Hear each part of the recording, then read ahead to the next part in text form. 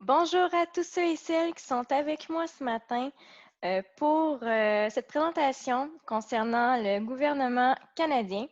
Donc, pour ceux et celles qui connaissent peut-être un peu moins le Canada, c'est l'occasion pour vous d'en apprendre davantage, de démystifier qu'est-ce que le Canada, quelles sont les provinces qui se retrouvent au Canada, ainsi que les territoires fédéraux. Donc, on va passer brièvement aussi à travers le gouvernement, donc le système du gouvernement canadien.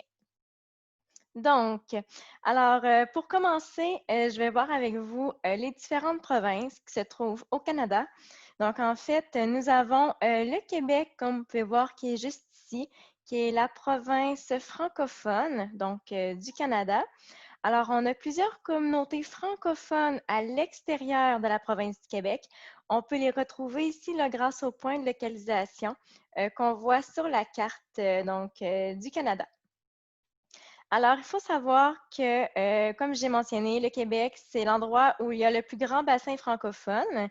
Sinon, nous avons aussi le Nouveau-Brunswick, le territoire du Nord-Ouest, le Yukon, le Nunavut. En fait, ces provinces-là possèdent l'anglais et le français comme langue courante.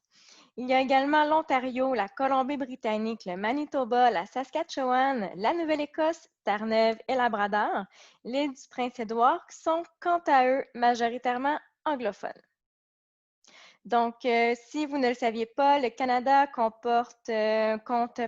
deux langues officielles, donc l'anglais et le français.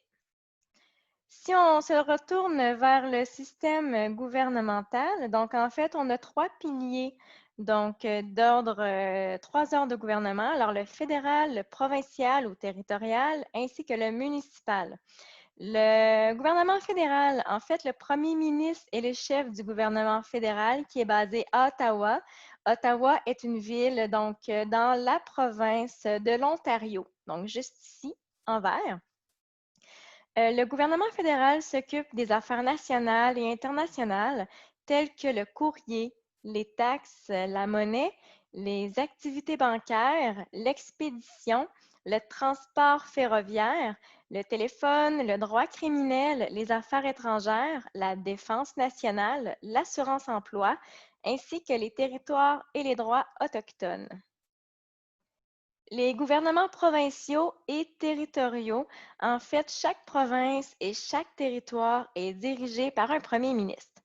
Donc, les gouvernements provinciaux et territoriaux ont le pouvoir de modifier leurs lois et de gérer leurs propres terres publiques. Ils sont responsables, entre autres, de l'éducation, des soins de santé, ainsi que du code de la route. L'administration municipale, quant à elle, en fait, c'est un maire qui dirige l'administration municipale. Donc, celle-ci dirige les villes, les villages ou districts municipalités et sont responsables notamment des parcs, du stationnement, des bibliothèques, du réseau routier, des services de police locaux, de l'aménagement du territoire à l'échelle locale, de la protection contre les incendies, des transports publics et des réseaux communautaires d'alimentation en eau. Donc, voilà pour le système gouvernemental. Donc, voilà. Alors, c'est ce qui fait le tour de la petite présentation d'aujourd'hui.